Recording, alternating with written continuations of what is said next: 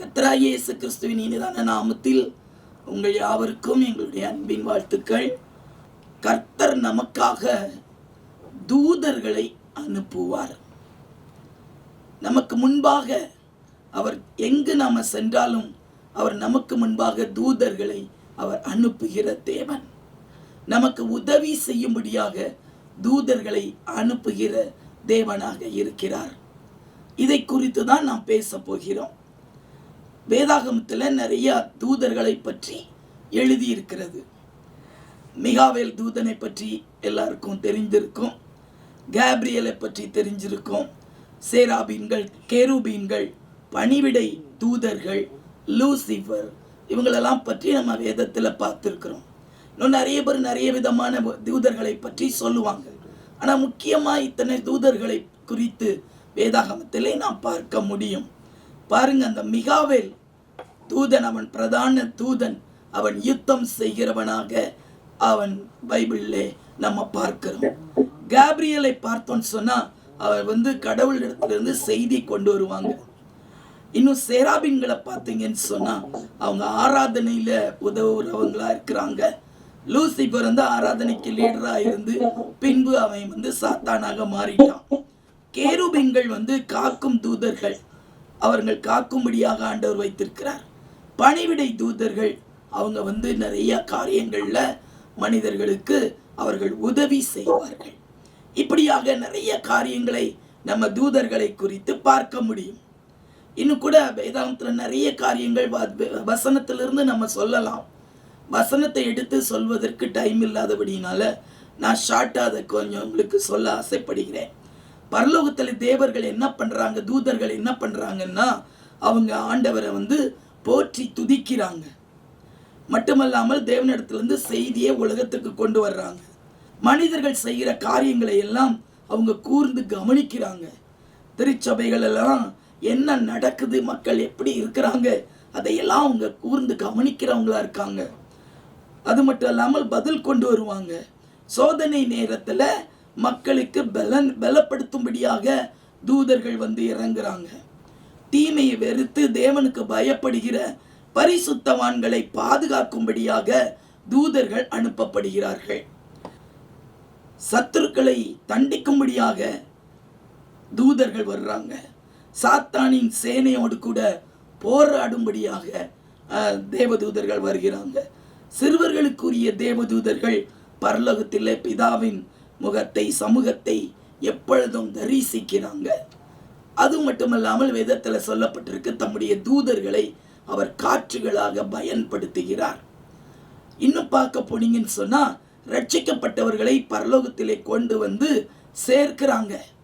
மனம் திரும்புகிற பாவியின் நிமித்தம் பரலோகத்துல மிகவும் சந்தோஷம் அடைகிறவங்க தேவ தூதர்கள், அவங்க சந்தோஷம் அடைவார்கள் அப்படின்னு வசனத்துல இருக்கு. இன்னும் பார்த்தீங்கன்னு சொன்னா கடைசியில பார்த்தீங்கன்னா மிகப்பெரிய போர் அந்த சாத்தானோடு கூட தூதர்கள் தான் பண்ணுவாங்க. தேவன் வரும்போது கூட அவர்களோடு கூட அவர்களும் வருவார்கள். மனிதர்கள் நியாயம் தீர்க்கப்படும் போது கூட அவர்களும் கூடவே இருப்பார்கள். சகல விதமான இடரல்களையும் அக்கிரமங்களை செய்கிறவர்களையும் அவங்க என்ன பண்ணுவாங்களா, சேர்த்து அவங்கள அக்னி சூளையில போடுவதற்கு அவங்க தான் ஹெல்ப் பண்றாங்க. எல்லாவற்றுக்கும் மேலாக இன்னும் பார்த்தீங்கன்னு சொன்னா அறுப்பு உலகத்தின் முடிவு. அறுக்கிறவர்கள் தேவ தூதர்கள் என்று வேதத்தில் எழுதியிருக்கு. அப்போ இன்றைக்கு நம்ம அறுவடை பணியை நம்ம செய்துட்டு இருக்கிறோம். இந்த அறுவடை பணியில முக்கியமா அறுப்பு உலகத்தின் முடிவு.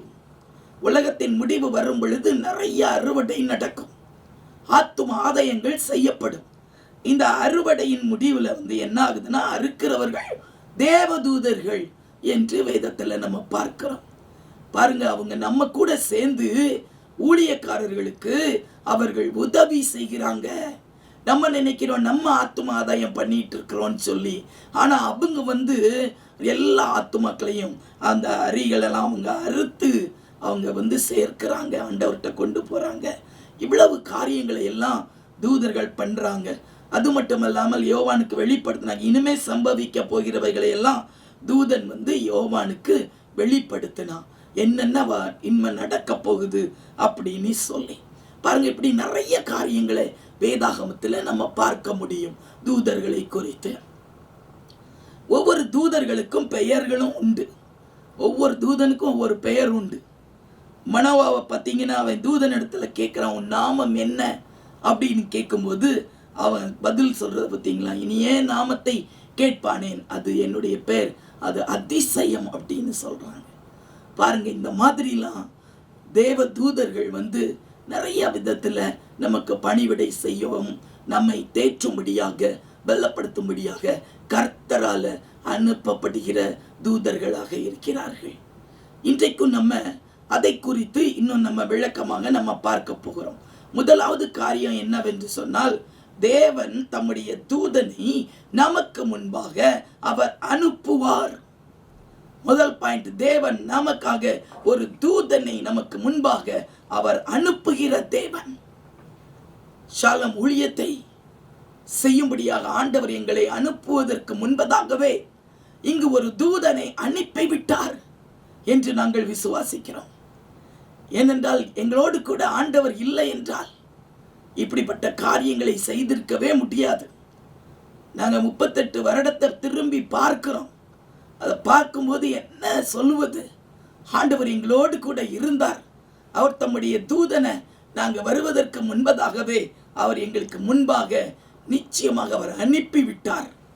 இப்பவும் எங்கள் அறுவடை பணியில் அவங்களும் சேர்ந்து எங்களுக்கு ஒவ்வொரு ஊழியர்களுக்கும் அவர் உதவி செய்து கொண்டிருக்கிறார் என்று நாங்கள் நம்புகிறோம். ஒவ்வொருவருக்கும் ஆண்டவர் தூதர்களை கொடுக்கிறார். ஒவ்வொருவருக்கும் தூதன் உண்டு. எப்படி ஒவ்வொரு மனிதன் பெயர் சொல்லி நம்ம கூப்பிடுறோமோ அதே மாதிரி ஒவ்வொருவருக்கும் ஒரு தூதனையும் ஆண்டவர் கட்டளையிட்டு இருக்கிறார். பிரியமானவர்களே, அவர் நமக்கு முன்பாக அவர் செல்லுகிறார். ஆதியாகமத்தில் பார்க்கும் பொழுது 24வது அதிகாரம் 7வது வசனத்தை வாசிக்கலாமா? என்னை என் தகப்பனுடைய வீட்டிலும் என் இனத்தார் இருக்கிற தேசத்திலும் இருந்து அழைத்து வந்தவரும் உன் சந்ததிக்கு இந்த தேசத்தை தருவேன் என்று எனக்கு சொல்லி ஆணையிட்டவருமான வானத்துக்கு தேவனாகிய கர்த்தர், நீ அங்கே இருந்து என் குமாரனுக்கு ஒரு பெண்ணை கொண்டு வரும்படிக்கு தம்முடைய தூதனை உனக்கு முன்பாக அனுப்புவார். தம்முடைய தூதனை உனக்கு முன்பாக அனுப்புவார். நல்ல ஒரு வார்த்தை ஆபிரகாம் சொல்லுகிறார். எலியேசரிடத்துல சொல்றார். எப்படி சொல்றாரு? தன்னுடைய கடவுளை குறித்து, ஆண்டவரை குறித்து அவர் சொல்றத பாருங்க. என்னை அழைத்து வந்தவர், எனக்கு ஆணையிட்டவர், அப்படிப்பட்ட என்னுடைய தேவன் என்னுடைய குமாரனுக்கு ஒரு பெண்ணை கொண்டு வரும்படிக்கு தம்முடைய தூதனை உனக்கு முன்பாக அனுப்புவார். எலியேசருக்கு பயம்.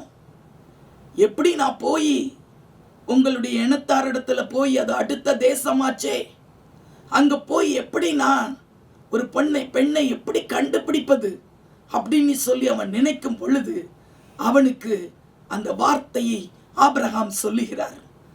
தம்முடைய தூதனை உனக்கு முன்பாக அனுப்புவார். ஏனென்றால் அவர்தான் என்னை இங்கு அழைத்து வந்தவர், அவர்தான் எனக்கு ஆணையிட்டவர். இந்த தேசத்தை உனக்கு தருவேன் சொல்லி ஆணையிட்டவரும் அவர்தான். அவர் நிச்சயமாக தம்முடைய தூதனை உனக்கு முன்பாக அனுப்புவார். 40வது வசனத்தை வாசிக்கலாமா? அவர், நான் வழிபடும் கர்த்தர் உன்னோடே தம்முடைய தூதனை அனுப்பி உன் பிரயாணத்தை வாய்க்க பண்ணுவார். நான் வழிபடும் கர்த்தர் உன்னோடே தம்முடைய தூதனை அனுப்பி உன் பிரயாணத்தை வாய்க்க பண்ணுவார். பாருங்க, யாருக்கு அந்த தூதன் அனுப்பப்படுகிறாங்க பார்த்தா, நிச்சயமாய் நாம் வழிபடும் கர்த்தர். அனுதினம் நம்ம ஆண்டவரை ஆராதித்து அவரை வழிபட்டு அவரை தொழுது கொண்டு இருக்கிறோமா? எவ்வளவு தைரியமாக ஆபிரகாம் அந்த வார்த்தையை சொல்லுகிறார் பாருங்க. நான் வழிபடும் கர்த்தர் உன்னோடு தம்முடைய தூதனை அனுப்பி உன் பிரயாணத்தை வாய்க்க பண்ணுவார். அந்த வேடுதான் முக்கியமானது. நான் வழிபடுகிற கர்த்தர். பாருங்க, இன்னைக்கு நாம் ஒவ்வொருவரும் தினமும் ஆண்டவரை வழிபடுகிறோமா? அவரை ஆராதிக்கிறோமா? வேத வசனங்களை வாசிக்கிறோமா? அவரோடு கூட உறவு கொள்ளுகிறோமா? அதை ஆண்டவர் பார்க்கிறார். நாம் அப்படியாக அவரை வழிபட்டு வரும் பொழுது அவர் எந்த காரியத்துக்குனாலும் சரி, நம்முடைய பிரயாணங்களிலும் சரி, அவர் தம்முடைய தூதனை நமக்கு முன்பாக அவர் அனுப்புவார். அவர் எனக்கு அழைத்தவர், அவர் எனக்கு ஆணையிட்டு கொடுத்தவர், பிராமிஸ் பண்ணவர், அவரை நான் வழிபட்டு கொண்டிருக்கிறேன். அவர் உனக்கு முன்பாக தம்முடைய தூதனை அனுப்புவார், வாய்க்க பண்ணுவார், உன்னுடைய பிரயாணத்தை வாய்க்க பண்ணுவார், உன்னுடைய காரியத்தை வாய்க்க பண்ணுவார். அப்படியாக ஆண்டவர் இந்த நாளிலும் நமக்கு வாக்கு கொடுக்கிறார். மகளே, மகனே, உனக்கு முன்பாக ஒரு தூதனை அனுப்புவார். ஆனால் நாம் எப்படி இருக்கிறோம்? அவருடைய அழைப்பில் நிலைத்திருக்கிறோமா? அவருடைய உடன்படிக்கையை கைக்கொள்கிறோமா? அதில் நாம் விசுவாசம் வைக்கிறோமா? நாம் கர்த்தரை அனுதினமும் தொழுது கொள்கிறோமா? அப்பொழுது நிச்சயமாக ஒரு தூதனை ஆண்டவர் நமக்கு முன்பாக அனுப்புவார்.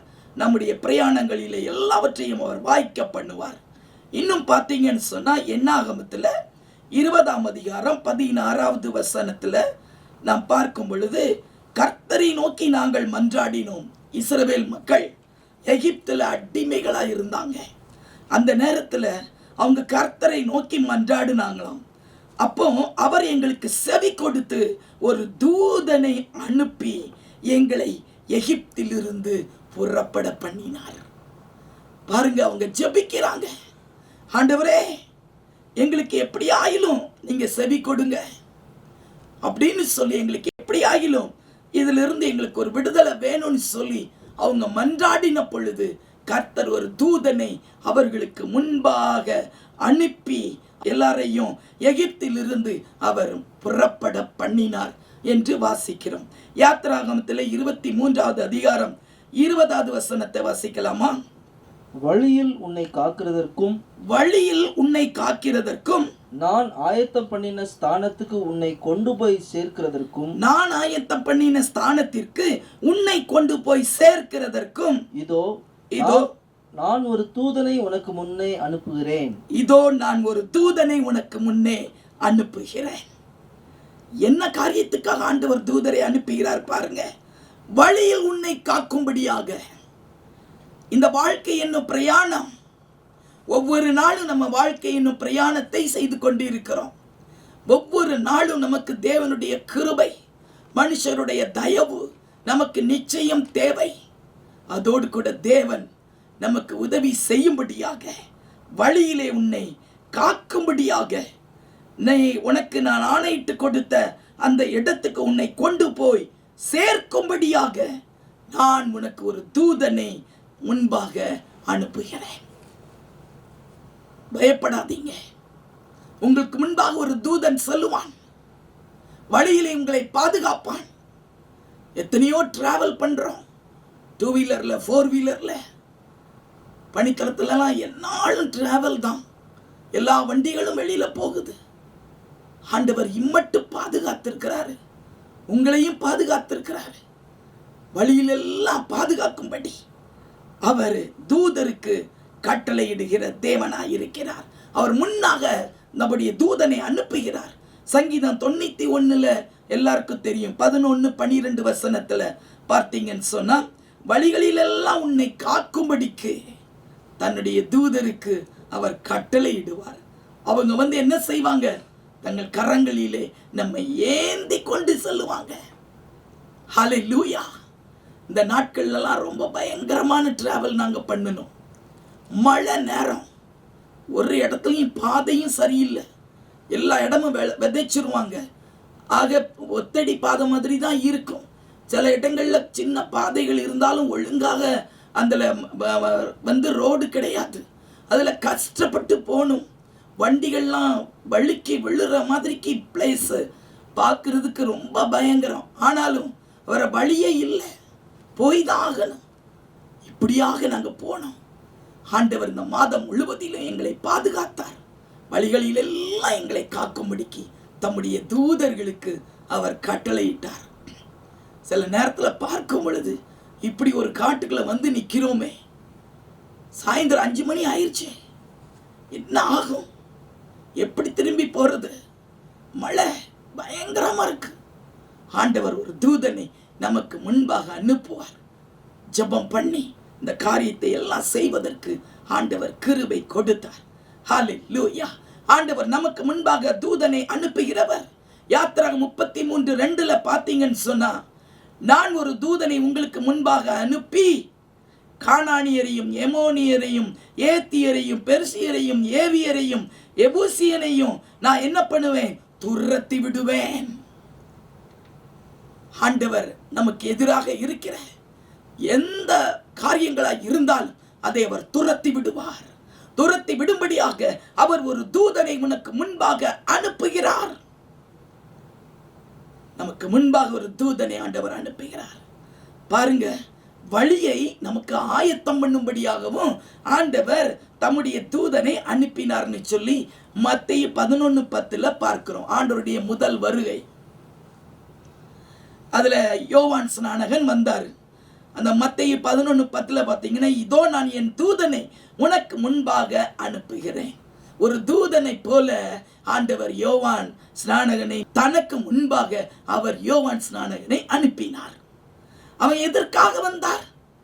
அவர் ஆண்டவருக்காக வழியை ஆயத்தம் பண்ணும்படியாக அவர் வந்தார் என்று சொல்லி எழுதப்பட்டிருக்கிறது.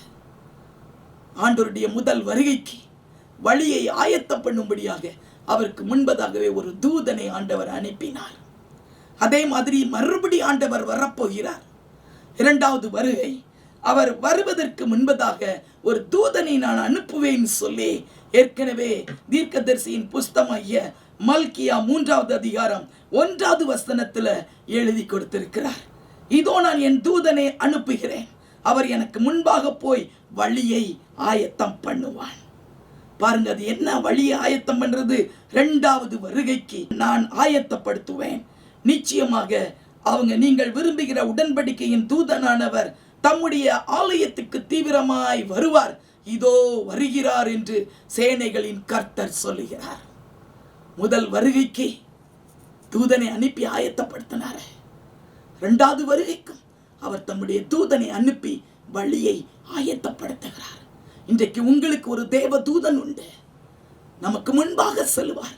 நம்முடைய வழிகளை எல்லாம் அவங்கள் ஆயத்தப்படுத்தும்படியாக ஆண்டவர் நமக்கு முன்பாக தூதர்களை அனுப்பி வைக்கிறார். வழியிலே நம்மளை பாதுகாக்கும்படியாக ஆண்டவர் அனுப்பி வைக்கிறார்.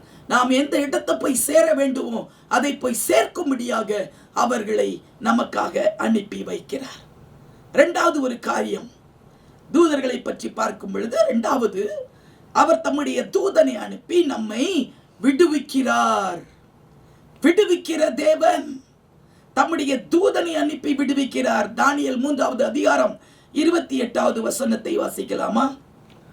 அப்பொழுது நேபுகாத்நேச்சார் வசனித்து, சாத்ராக் மேஷாக் ஆபேத்நேகோ என்பவர்களுடைய தேவனுக்கு ஸ்தோத்திரம், அவர்கள் தங்களுடைய தேவனை தவிர வேறொரு தேவனையும் சேவித்து பணியாமல் அவரையே நம்பி ராஜாவின் கட்டளையை தள்ளி தங்கள் சரீரங்களை ஒப்பு கொடுத்ததினால் அவர் தமது தூதனை அனுப்பி தம்முடைய தாசரை விடுவித்தார். அவர் தமது தூதனை அனுப்பி தம்முடைய தாசரை விடுவித்தார். இதுல பாருங்க, சாத்ராக் மேஷாக் ஆபேத்நேகோ இஸ்ரவேலிலிருந்து சிறைப்பிடிக்கப்பட்டு போன வாலிபர்கள், தேவனுக்கு பயந்தவர்கள். இந்த நேபுகாத்நேச்சார் அவர் சொன்ன காரியத்துக்கு அவர்கள் உடன்படாமல் போனபடியினால வசனம் என்ன சொல்லுதுன்னு பாருங்க. அந்த சாத்ராக் மேஷாக் ஆபேத்நேகோ என்பவர்களுடைய தேவனுக்கு ஸ்தோத்திரம். இந்த காரியத்தை சொல்றது யார் தெரியுமா? அந்த புறஜாதி ராஜா சொல்றாரு. நேபுகாத்நேச்சார் ராஜா சொல்றாரு. எந்த ராஜா இவங்களை சிறைப்பிடித்து கொண்டு போனாரோ அதே ராஜா சொல்றாரு. அப்பொழுது நேபுகாத்நேச்சார் வசனித்து, அவர்தான் வாயை திறந்து சொல்றாரு. பாருங்க என்ன சொல்றாரு? சாத்ராக் மேஷாக் ஆபேத்நேகோ என்பவர்களுடைய தேவனுக்கு ஸ்தோத்திரம், அவங்களுடைய ஆண்டவருக்கு ஸ்தோத்திரம் என்று சொல்லி அந்த ராஜா தன்னுடைய வாயை திறந்து சொல்றார். அது மட்டுமல்லாமல் அவர்கள் தங்களுடைய தேவனை தவிர வேறொரு தேவனையும் சேவித்து பணியாமல் அவரையே நம்பி ராஜாவின் கட்டளையை தள்ளி தங்கள் சரீரங்களை ஒப்பு கொடுத்ததினால் அவர் தமது தூதனை அனுப்பி தம்முடைய தாசரை விடுவித்தார். பிரியமானவர்களே, இன்னைக்கு நம்ம ஈஸியா சொல்லிடலாம், சாத்ராக் மேஷாக் ஆபேத்நேகோவை ஆண்டவர் விடுவிச்சிட்டாரு, அக்னியிலிருந்து விடுவிச்சிட்டாரு, ஈஸியா சொல்லிடலாம். ஆனா அந்த வசனத்தை நீங்க நல்லா பார்க்கும் பொழுது பாருங்க, அவங்க எவ்வளவு அழகா ஆண்டவருக்காக எவ்வளவு வைராக்கியமா இருந்திருக்கிறாங்க. தங்களுடைய தேவனை தவிர வேறொரு தேவனையும் சேவித்து பணியாமல், ஒரு தேவனையும் நாங்க சேவிக்க மாட்டோம்ட்டாங்க. அவங்க தங்களுடைய தேவனுடைய காரியத்திலே வைராக்கியமா இருந்தாங்க. அது அவர்களுடைய நாடும் கிடையாது, சிறைப்பிடிக்கப்பட்டு போனவர்கள், பாபிலோனுக்கு போனவங்க, அந்நிய தேசம். அங்க அவங்க அப்படி அவ்வளவு வைராக்கியமா இருக்கிறாங்க. நம்முடைய தேவனை தான் அவங்க பணியிறாங்க, வேற எந்த அந்நிய தேவனையும் நாங்க சேவிக்க மாட்டோம். அவரையே நம்பி ராஜாவின் கட்டளையை கூட தள்ளிட்டாங்க. ஆண்டவரையே நம்புறாங்க. ராஜா என்ன கட்டளை கொடுக்கிறது, இதன்படி நான் செய்ய முடியுமா?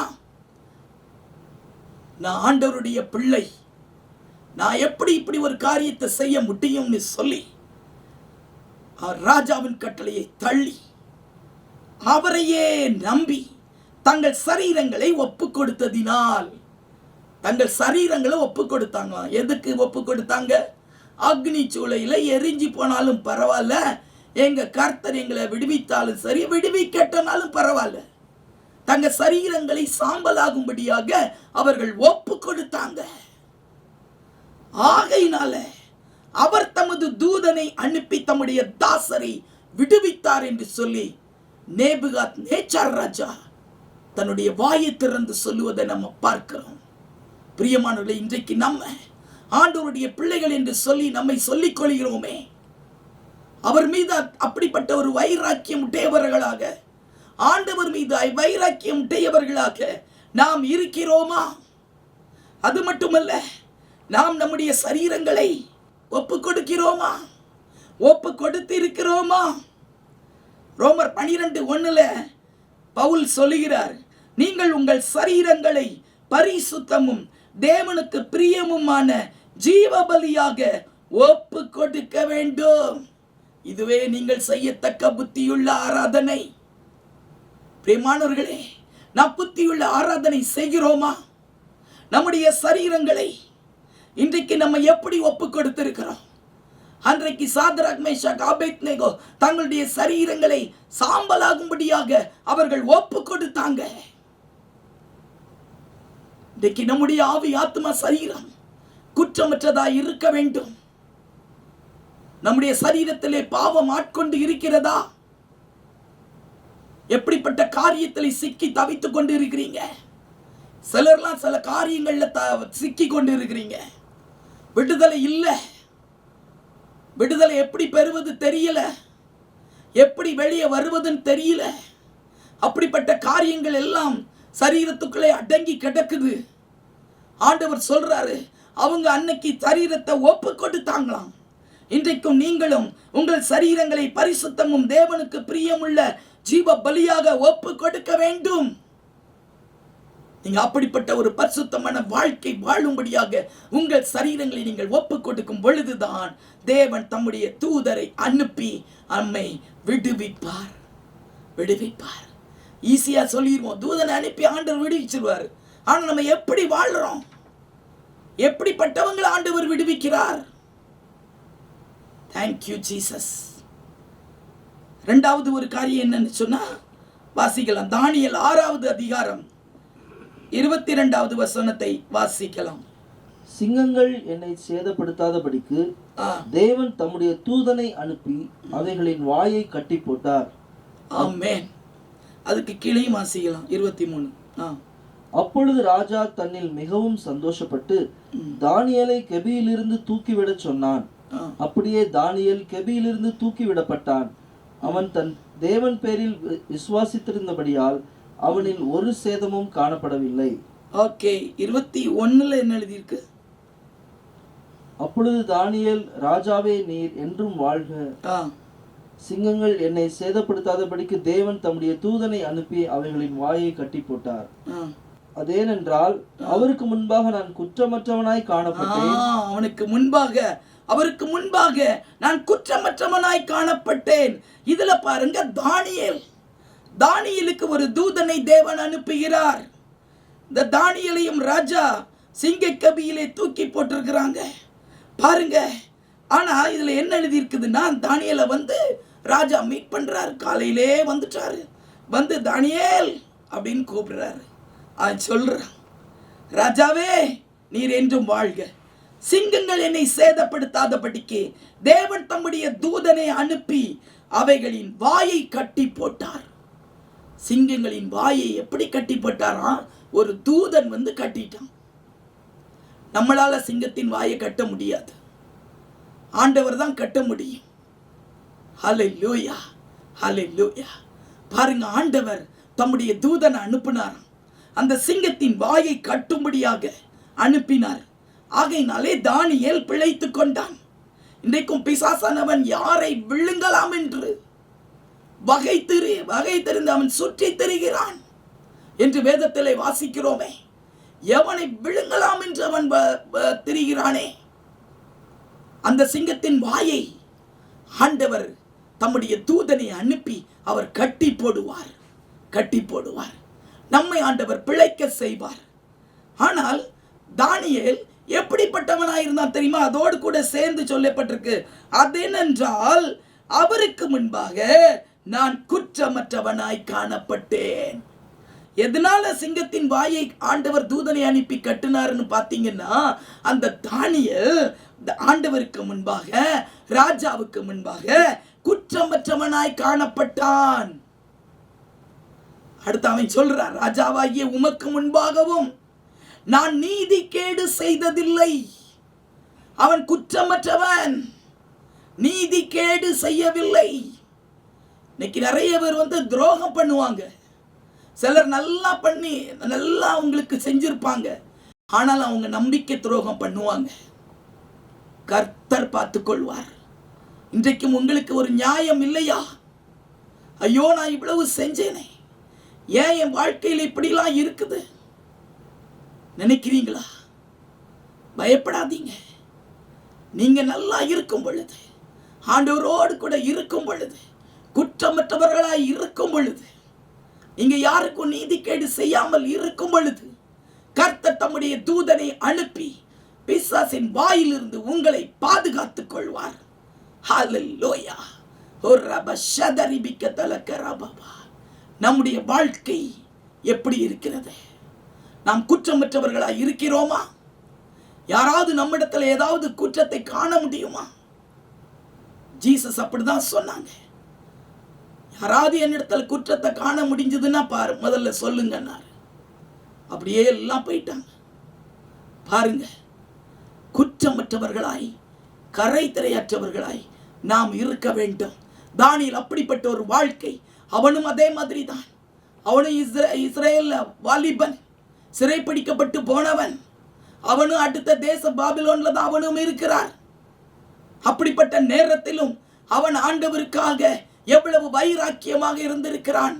ராஜாவுக்கு முன்பாக, ராஜாவுடைய அரண்மனையில் அவள் இருந்தாலும் அவன் சொல்வதை பாருங்கள். ராஜாவுக்கு முன்பாக, ஆண்டவருக்கு முன்பாக, நான் குற்றமற்றவன், நான் நீதிகேடு செய்யவில்லை.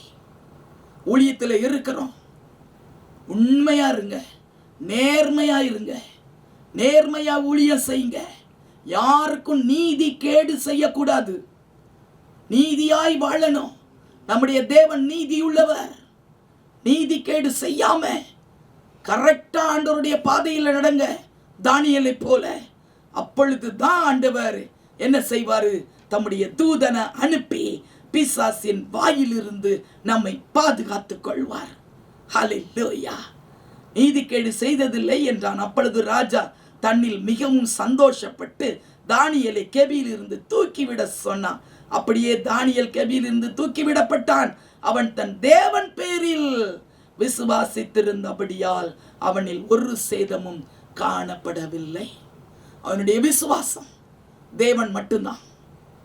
அந்நிய தேசத்தில் இருக்கிறான், என்னுடைய விசுவாசம் தேவன். ஆகையினால் அவனுக்கு ஒரு சேதமும் காணப்படலை. ஆண்டவர் தூதனை அனுப்பினார். இன்னொரு காரியத்தை நம்ம பார்க்கலாமா? புதிய ஏற்பாட்டில் பாருங்க, அப்போஸ்தலர்கள் 5வது அதிகாரம் 19வது வசனம் வாசிக்கலாம். கர்த்தருடைய தூதன் ராத்திரியிலே சிறைச்சாலையின் கதவுகளை திறந்து அவர்களை வெளியே கொண்டு வந்து, நீங்கள் போய் தேவாலயத்திலே நின்று இந்த ஜீவ வார்த்தைகள் எல்லாவற்றையும் ஜனங்களுக்கு சொல்லுங்கள் என்றான். ஆமென். இதுல பாருங்க, அப்போஸ்தலர்கள் ஆண்டவர் பரத்துக்கு ஏறின பின்பு இந்த அப்போஸ்தலர்களுக்கு பரிசுத்த ஆவியின் அபிஷேகத்தை ஆண்டவர் கொடுத்தார். இந்த அப்போஸ்தலர்கள் எல்லாரும் எழும்பினாங்க. எழும்பி நிறைய அற்புத அடையாளங்களோடு கூட கர்த்தருடைய வசனத்தை தைரியமாய் போதித்தாங்க. நிறைய அற்புதங்கள் நடந்தது. வசனங்களை சொல்லி சொல்லி எல்லா இடத்துலையும் அந்த ஆண்டவருடைய வசனத்தை பரப்பினாங்க, ஊழியம் செய்தாங்க. இந்த அப்போஸ்தலர்களை பிடித்து என்ன பண்ணிட்டாங்க? அந்த சிறையில் அடைத்து வைத்துட்டாங்க. ஆனால் அந்த அப்போஸ்தலர்களை விடுவிக்கும்படியாக கர்த்தர் தூதனை அவங்களுக்கு அனுப்பினார். கர்த்தருடைய தூதன் ராத்திரியிலே சிறைச்சாலையின் கதவுகளை திறந்து அவர்களை வெளியே கொண்டு வந்து என்ன சொல்றான் தெரியுமா? சிறைச்சாலையிலிருந்து வெளியே கொண்டு வந்துட்டான் அந்த தூதன். ஆனா சொல்றது என்ன தெரியுமா? சொன்னா இப்பமே நீங்க என்ன பண்ணணும்?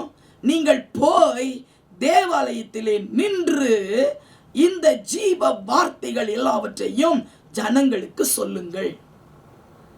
அப்போ அந்த தேவ தூதன் இந்த அப்போஸ்தலர்களை விடுவித்திருக்கிறாங்கன்னு சொன்னா அதுக்கு ஒரு முக்கியமான காரியம் என்னன்னா, அவங்க பலமாய் சாட்சி கொடுத்தாங்க, ஆண்டவரை பிரசித்தப்படுத்தினார்கள்.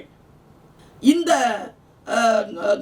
ஆண்டவரை நீங்க தான் கொலை செஞ்சீங்க, ஆனா இவரை தேவன் எழுப்பினார், இதற்கு நாங்கள் சாட்சிகள்னு சொன்னாங்க. ஜீவாதிபதியை கொலை செய்தீங்க, ஆனால் உயிரோடு இருக்கிறார், நாங்கள் சாட்சிகள். அழகா பிரசங்கம் பண்றாங்க. இன்னைக்கு நம்மள தைரியமாய் ஆண்டவரை பற்றி நம்ம அப்படி சொல்லுகிறோமா? நம்ம ஜீவ வார்த்தைகளை சொல்லும் பொழுது ஆண்டவர் நமக்கு முன்பாக தூதர்களை அனுப்பி எந்த சிறையில கொண்டு போட்டாலும் கூட விடுவிச்சு கொண்டுறாரு. நம்முடைய ஊழியத்தில் போன 2 வருடத்துக்கு முந்தி 10 ஊழியர்கள் ஜெயிலுக்கு போயிட்டு வந்தாங்க. எல்லாரையும் ஆண்டவர் விடுவிச்சார். இன்னைக்கு யாருமே உள்ள இல்லை. ஆண்டவர் எல்லாரையும் விடுவிச்சு கொண்டார். ஏன்? அவங்க பலமாய் ஆண்டவருடைய வார்த்தையை மக்களுக்கு அறிவிக்கிறவங்க. ஜெயிலுக்குள்ள போன பொழுதும் கூட அங்கேயும் ஒரு கலக்கு கலக்கிட்டாங்க. எல்லாருக்கும் ஆண்டவரை பத்தி சொல்ல ஆரம்பிச்சிட்டாங்க. நான் போன மதத்தில் ஒரு மூப்பரை நான் சந்திச்சேன், பாவடி வில்லேஜில். அவன் ஜெயிலுக்குள்ள இருந்து வெளியில வந்த ஆளு, நம்பிக்கையே கிடையாது. ஜெயிலுக்குள்ள இருந்து வெளியே வருவோங்கிற நம்பிக்கை இல்லை. அவன் நல்ல பக்காவான ஒரு விசுவாசி மூப்பர். அவங்கள அப்பாவுடைய லேண்ட்ல தான் சர்ச்சை கட்டி இருக்கிறோம். ஆனா அவனை ஒரு பொய் கேஸ்ல அவனை பிடிச்சு கொண்டு உள்ள வச்சுட்டாங்க. நம்பிக்கையே இல்லாத ஒரு சூழ்நிலை. ஆனா பாருங்க, அந்த குடும்பம் தான் ஆண்டவரை பத்தி அவ்வளவு பலமாய் சாட்சி கொடுக்கிற ஒரு குடும்பம். அவங்க அப்பா சர்பஞ்சா இருந்தார். அந்த வில்லேஜுக்கே அவர் தைரியமா நிற்பார். எந்த எதிர்ப்புகள் வந்தாலும் அவர் பயப்பட மாட்டார். அவர் எல்லாருக்கும், ஊழியர்காரருக்கும் அவர் ரொம்ப சப்போர்ட் பண்ணி எல்லா மக்களும் சுவிசேஷத்தை அறியணும்னு சொல்லி அவர் தன்னுடைய வாயை திறந்து மற்றவர்களுக்கும் ஆண்டவரை பற்றி சொன்னார். ஆனால் இன்றைக்கு அவருடைய மகன் ஜெயிலில் இருக்கிறான். கிட்டத்தட்ட ஒரு 2 வருஷம் அவன் ஜெயிலில் இருந்திருக்கான். நம்பிக்கை இல்லை. அவன் மட்டும் அப்படியே இருந்திருக்கான், ஜெபம் பண்ணிக்கிட்டே இருந்திருக்கான். ஆண்டவர் ஒரு நாளில் என்னைய விடுவிப்பாருன்னு சொல்லி. என்ன நடந்தது? நம்முடைய ஊழியக்காரர்கள் எல்லாரையும் கொண்டு ஜெயிலுக்குள்ள கொண்டு வச்சாங்கல்ல, அப்போ இவனை பார்த்துட்டாங்க. அப்போ அவனுக்கு சந்தோஷம், நம்ம ஊழியக்காரர் வந்திருக்காரு. உடனே அங்கே ஒரே ரூம்ல தான் அவங்க 2 பேரும் இருந்திருக்கிறாங்க. எப்பவும் ஜெபம், 2 பேரும் சேர்ந்து ஜெபம். அங்கே உள்ளவங்க எல்லாத்துக்கிட்டையும் சொல்லி ஜீசஸ் ஜீசஸ் சொல்லி ஜெபம். அப்படி ஒரு ஜெபத்தை நடத்தினாங்க. ஒரு சிலர் சொன்னாங்களாம், என்ன நீ இங்கே வந்து கத்திட்டு இருக்கீங்கன்னு சொல்லி அதை கம்ப்ளைண்ட் பண்ணியிருக்காங்க போலீஸ்கிட்ட. ஆனால் போலீஸ் வந்து பார்த்துட்டு அவங்க நல்லது தானே செய்கிறாங்க, அந்த கடவுளை வேண்டுறாங்க அப்படின்னு அவங்களுக்கு விடுதலை வேணும்னு ஜெபிக்கிறாங்க. அதனால இது ஒன்றும் பிரச்சனை இல்லைன்ட்டு அவன் போயிட்டான். நடந்தது பார்த்தீங்கன்னா 3 மாசத்தையில் ஆண்டவர் திடீரென்று சொல்லி அந்த மனிதனுக்கு ஒரு விடுதலையை கொடுத்தார். நம்பிக்கையே இல்லை, திடீர்னு வந்து சொல்றாங்க உனக்கு விடுதலை கிடைக்குது. அந்த ஊழியருக்கு முதல்ல விடுதலை கிடைக்கல, அந்த மூப்பருக்கு உடனே விடுதலை. அவர் முதல்ல வெளியே வந்துட்டார். வெளியே வந்து சபையில் வந்து நல்ல ஜெபம். திருப்பி அந்த ஊழியக்காரர் எல்லாருமே வெளியே வந்துட்டாங்க. ஆண்டவர் பாருங்களேன், நம்ம ஆண்டவருடைய வார்த்தையை நாம் சொல்லும் பொழுது ஆண்டவர் நமக்காக தூதனை அனுப்பி விடுவிக்கிறார்.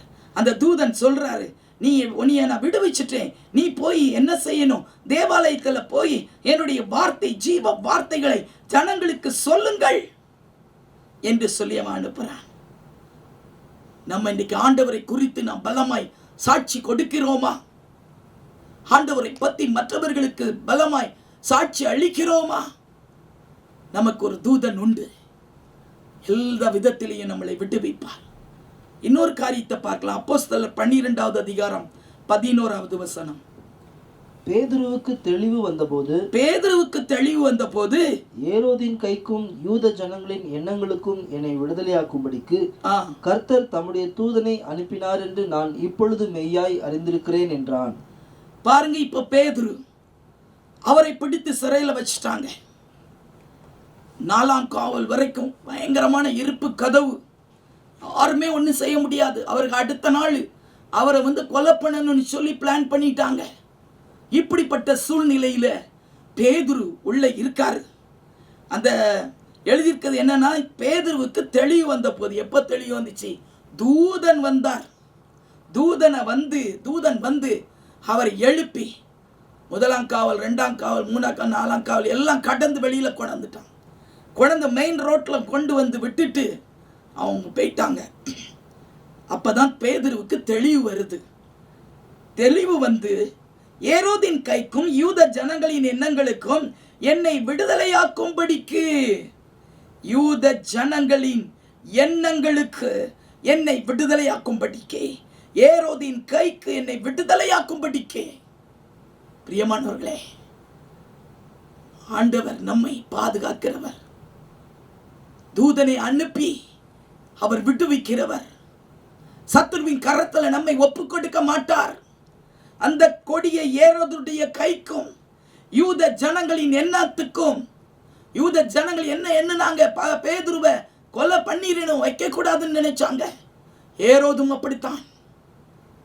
ஆனால் கர்த்தர் என்ன பண்ணாராம்? தம்முடைய தூதனை அனுப்பினார் என்று நான் இப்பொழுது மெய்யாய் அறிந்திருக்கிறேன். பாருங்க, தூதனை அனுப்பினார் என்று மெய்யாய் அறிந்திருக்கிறேன் சொல்லி பேதுரு சொல்வதை நம்ம பார்க்கிறோம். பேதுரு ஆண்டவருக்காக வைராக்கியமாய் ஊழியம் செய்தார். அவருக்கு அடுத்த நாள்ல அவரை கொலை செய்யணும்னு சொல்லி பிளான் பண்ணி இருந்தாங்க. ஆனால் எல்லா திட்டங்கள் நிர்மூலமாக்கப்பட்டது. ஒரு தூதன் போதும், அவன் வந்து எல்லாவற்றையும் எடுத்து எழுப்பி வெளியே கொண்டு வந்து நிறுத்திட்டான். அவனுக்காக என்ன பண்ணாங்க? சபையார் என்ன பண்ணாங்க? இரவுல கூடி ஜெபம் பண்ணாங்க. ஹல்லேலூயா!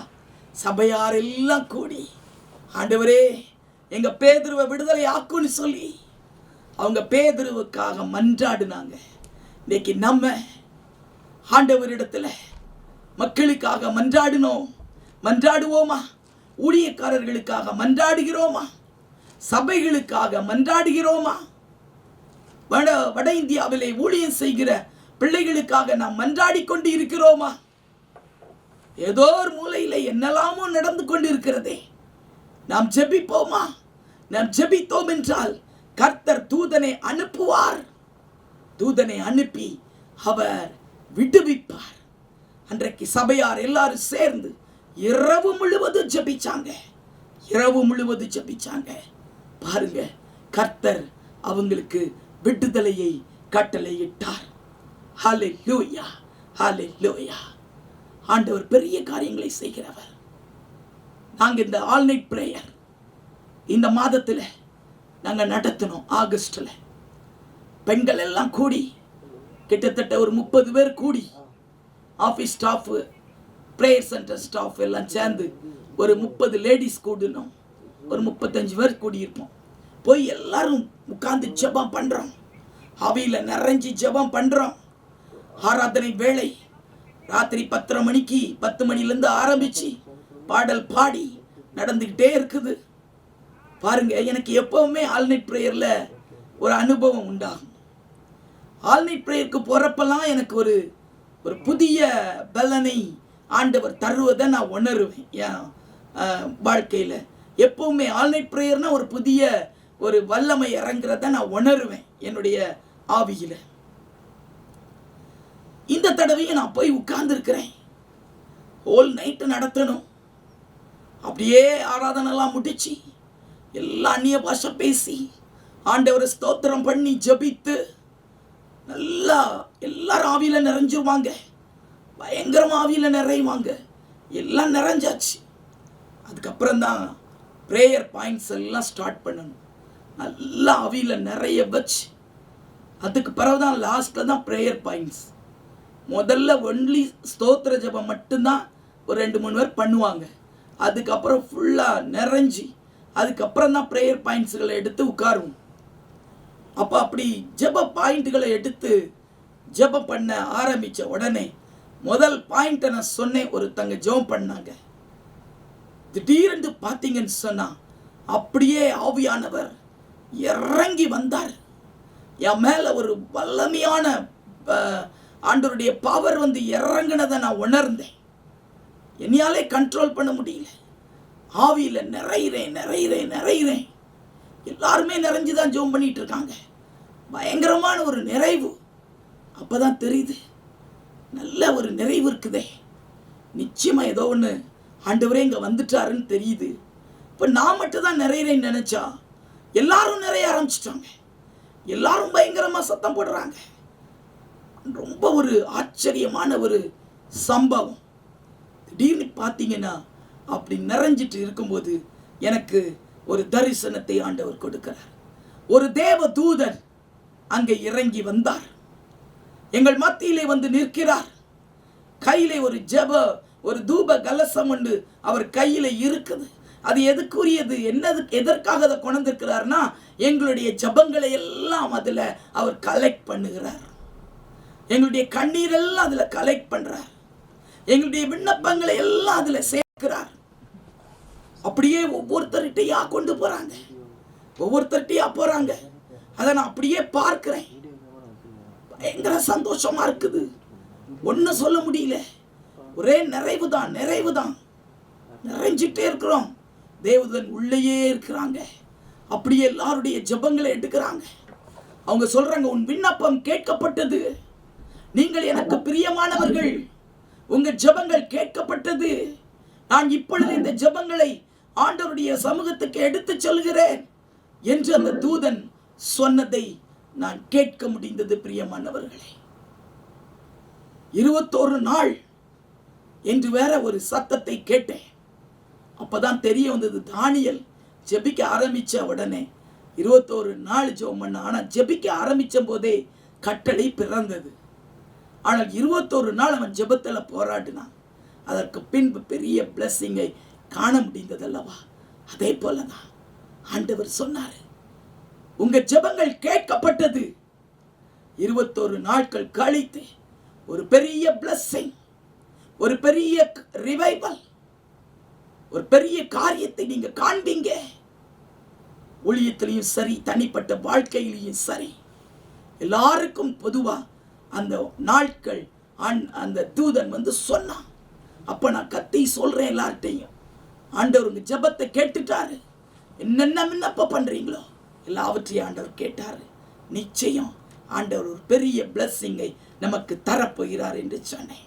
இன்றைக்கும் ஆண்டவர் நம்ம மத்தியில இறங்கி வருகிற தேவனாயிருக்கிறார். தூதர்களை அனுப்பி நமக்கு பதில் கொடுக்கிற தேவனாக இருக்கிறார். அவர் எவ்வளவாய் விடுவித்திருக்கிறார் பாருங்க.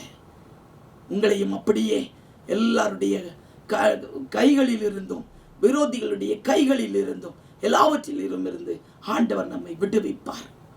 மூன்றாவது ஒரு காரியத்தை நம்ம பார்க்க போகிறோம். ஆண்டவர் என்ன செய்கிறார்? தூதனை அனுப்பி பலப்படுத்துகிறார். வாசிக்கலாமா? 1 ராஜாக்கள் 19வது அதிகாரம் 5வது வசனம். ஒரு சூரை செடியின் கீழ் படுத்துக்கொண்டு நித்திரை பண்ணினான். ஆ, அப்பொழுது ஒரு தூதன் அவனை தட்டி எழுப்பி, எழுந்திருந்து போஜனம் பண்ணு என்றான். ஆ. 7வது வசனம். கர்த்தருடைய தூதன் திரும்ப இரண்டாந்தரம் வந்து அவனை தட்டி எழுப்பி, எழுந்திருந்து போஜனம் பண்ணு, நீ பண்ண வேண்டிய பிரயாணம் வெகு தூரம் என்றான். ஒரு தூதன் இங்கு எலியாவுக்காக அனுப்பப்படுகிறதை நாம் பார்க்கிறோம்.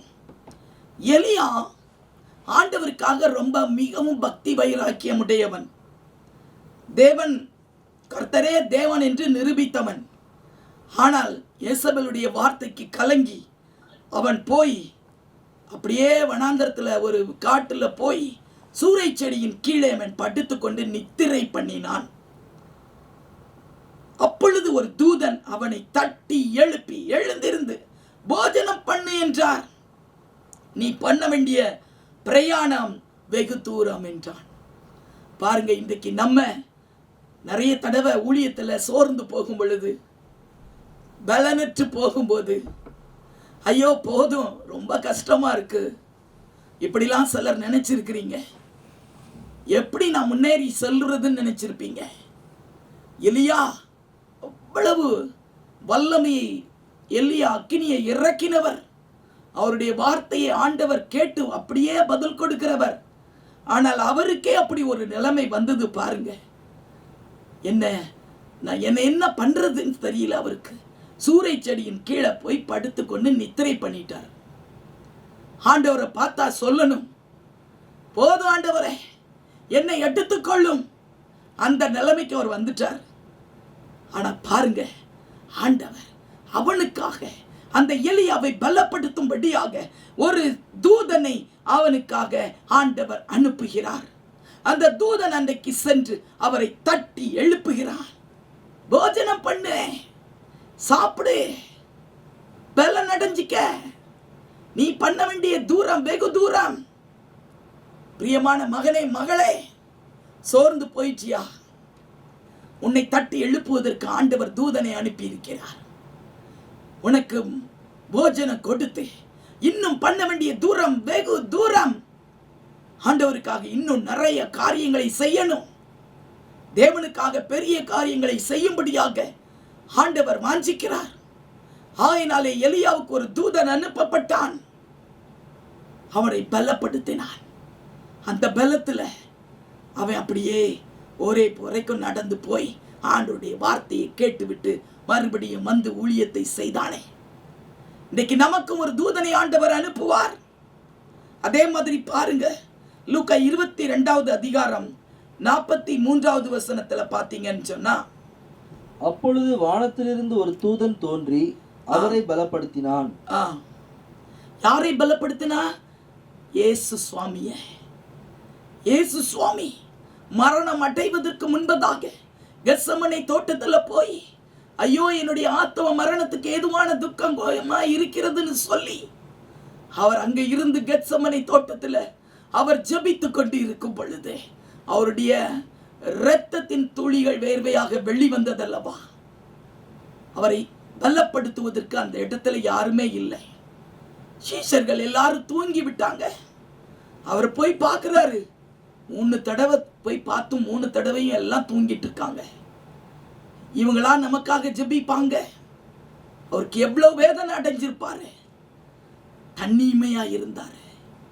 எவ்வளவு பாடுபட போறேன்னு சொல்லி அவர் இருந்தாரு.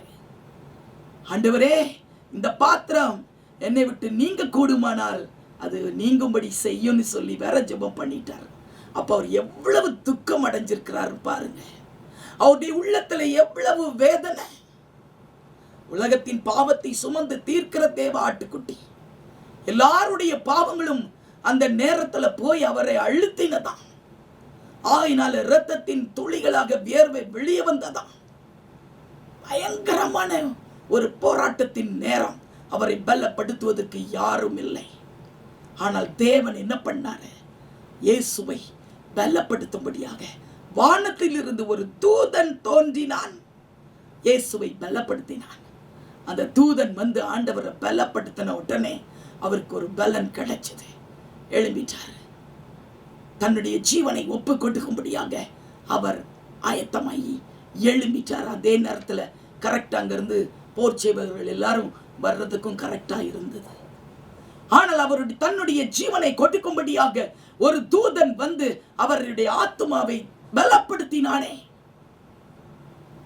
பிரியமானவர்களே, ஊழியத்தின் பாதையில இன்றைக்கு நம்ம சோர்ந்து போய் இருந்தோம் என்றால் ஆண்டவர் நம்மை பலப்படுத்த ஒரு தூதனை அவர் நிச்சயமாய் அனுப்புவார். ஹல்லேலூயா. அடுத்தபடியாக 4வது ஒரு காரியம், தூதனை ஆண்டவர் அனுப்பி என்ன செய்வாராம்? நம்மை வழி நடத்துவார். அப்போஸ்தலர் 8வது அதிகாரம் 26வது வசனத்தை வாசிக்கலாம். பின்பு கர்த்தருடைய தூதன் பிலிப்பை நோக்கி, நீ எழுந்து தெற்கு முகமாய் எருசலேமிலிருந்து காசா பட்டணத்துக்கு போகிற வனாந்திர மார்க்கமாய் போ என்றான். ஆமென். ஊழியத்திலே ஆண்டவர் நம்மை வழி நடத்துகிற தேவனாயிருக்கிறார். பிலிப்பு அவர் ஒரு மூப்பர். அந்த மூப்பர் சமாரியாவில் சுவிசேஷத்தை பிரசங்கித்துக் கொண்டிருந்தார். சிதறி போனவர்கள் எங்கு போய் சுவிசேஷத்தை பிரசங்கித்தார்கள் அல்லவா? அதிலே பிலிப்பு ஒன்று. அவர் சமாரியாவில் போய் சுவிசேஷத்தை பிரசங்கித்து ஆண்டவர் தான் தெய்வம் என்பதை நிரூபித்து காட்டினவர். அவர் அங்கு போய் நிறைய ஊழியம் செய்து சமாரியாவிலே சுவிசேஷத்தை அறிவித்து விட்டு அவர் எருசலேமுக்கு திரும்பி வந்தார். அந்த பிலிப்பு எல்லாம் வர்றாங்க, திரும்பி வந்துட்டாங்க. ஆனா எருசலேமுக்கு வந்த உடனே ஆண்டவர் அவரை சும்மா இருக்க விடல. சொல்லிட்டார் உடனே, பின்பு கர்த்தருடைய தூதன் பிலிப்புவை நோக்கி, நீ எழுந்து தெற்கு முகமாய் எருசலேமில் இருந்து காசா பட்டணத்துக்கு போகிற வனாந்திர மார்க்கமாய் போ. ஊழியக்காரங்களுக்கு எப்பொழுதுமே நமக்கு இளைப்பாறுதலே கிடையாது. நம்மளை எப்பவும் ஆண்டவர் எழுப்பிக்கிட்டே இருப்பார். ஊழியம் செய், இதை செய், இங்கு போ, அங்கு போ என்று சொல்லுவார். ஆமென், ஆமென். கர்த்தருடைய தூதன் வந்துட்டான், பிலிப்புவை எழுப்புறாரு. எழுந்து போ, எழுந்து தெற்கு முகமாய் போ, எருசலேமில் இருந்து காசா பட்டணத்துக்கு போ, அந்த வனாந்திரத்து வழியா போ. எதுக்காக அனுப்புனார் தெரியுமா? சுவிசேஷம் உலகமெங்கும் பிரசங்கிக்கப்படணும். அங்க எருசலேமுக்கு அந்த எத்தியோப்பிய மந்திரியாகிய அந்த எத்தியோப்பிய மந்திரி ஒருவர் எருசலேமுக்கு வந்திருந்தார். அதையெல்லாம் பார்க்கும்படியாய் வந்திருந்தார்.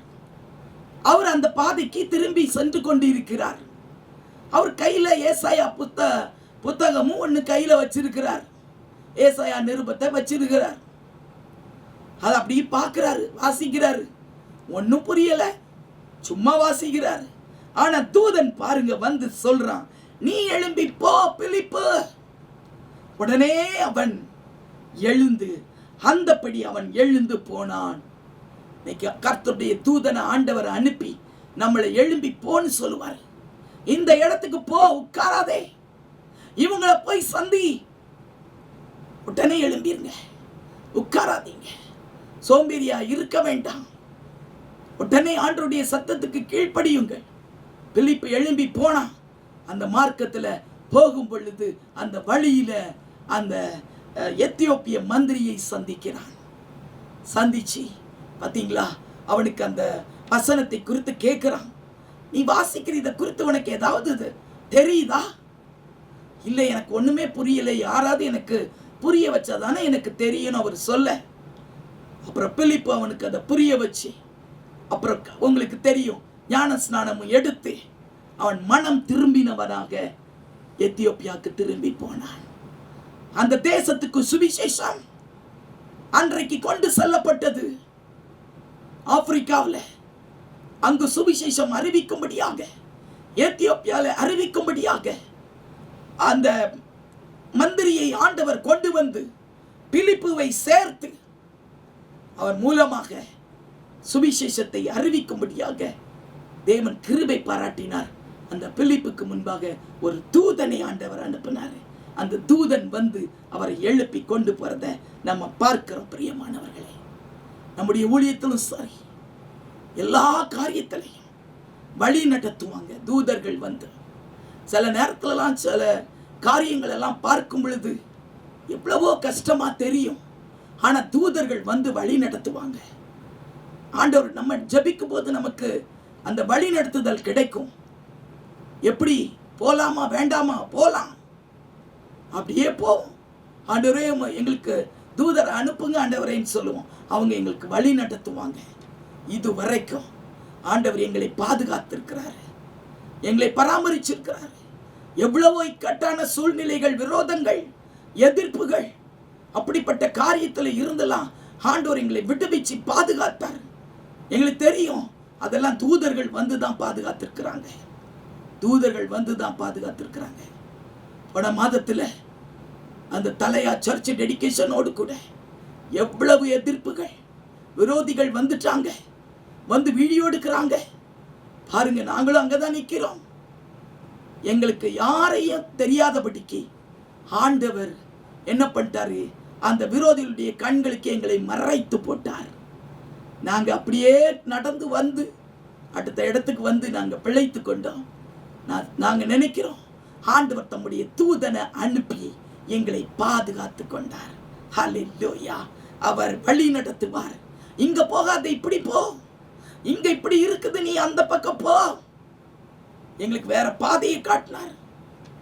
ஒரு தடவை பிரதர் மோகன் லாசர் சவுண்ட் வந்திருக்கும் போது வந்த எதிர்ப்புல ராஜஸ்தான்ல எங்க போறதுன்னு தெரியல, பாதையே இல்லை காட்டுல. ஆனா ஒரு பாதைய அந்த ஊழியக்காரர் சொன்னார், எனக்கு பின்னாடி வாங்கன்னு சொன்னார். சரி, அவன் வந்து ஒரு வாரம் உபவாசம் இருந்து ஜெபம் பண்ணி இருந்தான். அதனால எனக்குள்ள ஒரு தைரியம். என்ன தைரியம்? அவன் உபவாசம் இருந்து ஜெபம் பண்ணி இந்த மீட்டிங்க்கு ஆயத்தம் ஆயிருக்கிறான். அதனால அவன் போற பாதை கரெக்டா இருக்கும்னு சொல்லி அந்த பாதை வழியா எங்க வண்டியை விட்டோம். அந்த பாதையே அங்க கிடையாது, ஆனா வண்டி போறதுக்கு வழியே கிடையாது. ஆனால் வண்டி போச்சு. மேடு, பள்ளம், பள்ளத்தாக்கு எல்லாத்தையும் கடந்து போய் சுத்தி போனோம். அந்த வனாந்தரத்தில் ஒரு வழி ஆண்டவர் காட்டினார். அவர் இப்ப இன்றைக்கு அவர் ஃபாதர் பாரியா பிஷப்பா இருக்கிறார். பாருங்க, அன்றைக்கு அவனுக்கு ஒரு தூதனை ஆண்டவர் அனுப்பினார். அவனே ஒரு தூதன் மாதிரி ஆண்டவர் பயன்படுத்தினார். அவனுக்குள்ள ஆவியானவர் இறங்கினார். எங்களுக்கு முன்பாக அவன் போற, அந்த தூதன் போற மாதிரி நாங்க எல்லாரும் பின்னாடி போறோம். விரோதிகள் 2 ஜீப் நிறைய வந்திருந்தாங்க. பயங்கரமான ஆயுதங்களோடு வந்திருக்காங்க. எங்க கையில ஒண்ணு கிடையாது. ஆனா ஆண்டவர் பாருங்க, அந்த இடத்துல தம்முடைய தூதனை அனுப்பி எங்களுக்கு வழி நடத்தினார், எங்களை பிழைக்க வைத்தார். யாருக்கும் எந்த சேதமும் ஏற்படாதபடி ஆண்டவர் எங்களை அந்த நேரத்தில் பாதுகாத்தார். அவர் வழி நடத்துகிற தேவன். 5வது ஒரு காரியத்தை நாம் பார்ப்போம் என்றால், தூதர்கள் வந்து யுத்தம் செய்பவர்கள். அவர்கள் நமக்காக யுத்தம் செய்வாங்க. 2 ராஜாக்கள் 19வது அதிகாரம் 35வது வசனம்.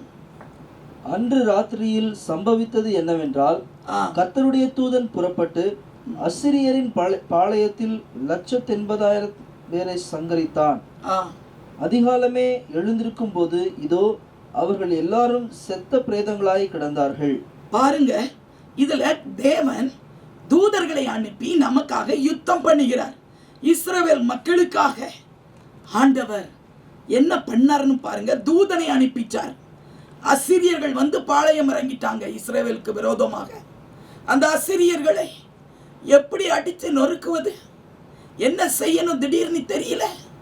ஆனா ஒரே இரவு தான் இவங்க எல்லாம் ஆண்டவரை நோக்கி கதறாங்க. ஒரு தூதன் வந்தாரு, 1,85,000 பேரை அவங்க முறியடிச்சு போட்டாரு. ஒரு தூதன் போதுங்க, பெரிய யுத்தத்தை செஞ்சிருவாரு. 1,85,000 பேரை ஒரே தூதன் வந்து நொறுக்கி போட்டான். யுத்தம் செய்பவர்கள், நமக்காக யுத்தம் செய்பவர்கள். எந்த பிசாசின் சேனைகள் வந்தாலும் கூட ஆண்டவர் நமக்காக ஒரு தூதனை அனுப்பி அவர் யுத்தம் செய்வார், யுத்தம் செய்வார். இன்னொரு இடத்துல மத்தேயுல 26:53 பார்த்தீங்கன்னா, ஆண்டவரை பிடிச்ச உடனே பேதுரு உணர்ச்சி வசப்பட்டு கோபப்பட்டு அந்த வேலைக்காரனுடைய காதை வெட்டிட்டார். ஹல்லேலூயா, காதை வெட்டிட்டார். அப்ப ஆண்டவர் என்ன ஒரு வார்த்தை சொன்னார் பாருங்க, ஏன் நீ இப்படி செஞ்ச, உன் பட்டயத்தை உரையில போடுன்னு சொல்லிட்டு நான் ஆண்டவரை நோக்கி நான் கேட்டா 12 லேகியோனுக்கு அதிகமான தூதர்களை அனுப்புவார் என்று அறியாயா? நான் கேட்டேன்னா ஆண்டவர் நமக்கு 12 லேகியோனுக்கு அதிகமாய். ஒரு லேகியோன் என்றாலே சிலர் 2000க்கு மேலங்கிறாங்க, சிலர் 6000க்கு மேலங்கிறாங்க. சரி, ஆயிரக்கணக்கானது தான் அந்த லேகியோன். பாருங்க, 12க்கும் அதிகமான அந்த சேனைக்கு அதிகமான தூதர்களை அனுப்ப மாட்டாரா? தூதர்கள் நமக்காக யுத்தம் பண்ணுகிறவர்கள். பயப்பட வேண்டாம். அவர்கள் நம்மோடு கூட, அவங்க நம்மளை பாதுகாக்கும்படியாக, எதிரிகளை அழிக்கும்படியாக அவங்க வந்து இறங்குறாங்க. அவங்க வந்து யுத்தம் செய்கிறாங்க. ஒரு முறை மௌடி என்ற ஒரு வில்லேஜ், பள்ளத்தாக்கில் தான் அந்த வில்லேஜ் இருக்கு. அங்கே பயங்கர எதிர்ப்பு வந்துருச்சு. ஒரு வருடமாக ஊழியம் செய்தாங்க. ஹஸ்பண்ட் அண்ட் ஒய்ஃப் போய் செஞ்சாங்க. ஊழியர் செஞ்சார். எதிர்ப்பு வந்ததுனால அந்த ஊழியரை வரக்கூடாதுன்ட்டாங்க. அப்போ அந்த மனைவி சொன்னா, நான் போய் நடத்துகிறேன், நீ போனாதானே உங்களைய இது பண்ணுவாங்க சொல்லி 1 வருடமாய் அவருடைய மனைவி போய் நடத்தினாங்க. ஒரு தடவை அப்படி நடத்திட்டு இருக்கும்போது விரோதிக்கிறவங்க அங்கே வந்துட்டாங்க. வந்து என்ன பண்ணாங்க தெரியுமா? அவங்க வில்லம்புகள் எல்லாம் கொண்டுட்டு வந்துட்டாங்க. வந்து அப்படி நிற்காங்க ஒரு 4 பேர். இவங்க கூட்டம் நடத்திட்டு இருக்கிறது ஒரு சின்ன ரூம், வெளியில் வர்றதுக்கு பாதையும் இல்லை. ஒரு போன பாதை வழியாதான், ஆனால் அந்த பாதையை அடைச்சிட்டு அவங்க நிற்காங்க வெளியில். அங்கேருந்து அம்பு எய்கிறாங்க. எய்தா உள்ளுக்குள்ள நேரம் அவங்க மேலே தான் படணும், ஜெபிக்கிறவங்க மேலே. ஆனால் அவங்க ஜெபத்தை விடலை. அவங்க ப்ரேயர் பண்ணுறாங்க, அந்நிய பாஷை பண்ணிக்கிட்டே இருக்காங்க. பாருங்க, எத்தனை அம்பை விட்டாங்களோ எல்லா அம்பும் வீட்டுக்குள்ளே போய் விழுந்தது. ஆனால் ஒரு அம்பு கூட யார் மேலேயும் படலை. ஆண்டவர் பாதுகாத்து கொண்டார். இவங்க நினைக்காங்க, இன்னி எத்தனை அம்பு வரப்போதோ, எல்லா அம்பையும் விட்டுட்டான், அவங்கிட்ட வேற அம்பு இல்லை. அதுக்கு பிறகு அவன் அப்படியே நின்று பார்த்துட்டு இருக்கான். ஒருத்தருக்கு கூட அடிப்படலையா? இன்னும் அவங்க ஜெபம் சத்தம் அப்படியே தானே கேட்குதுன்னு நினைச்சிட்டு இருந்தான். திடீர்னு பார்த்தீங்கன்னா அந்த 4 பேருக்குள்ள சண்டை வந்து ஒருவருக்கு ஒருவர் அடிச்சு விழுறாங்க.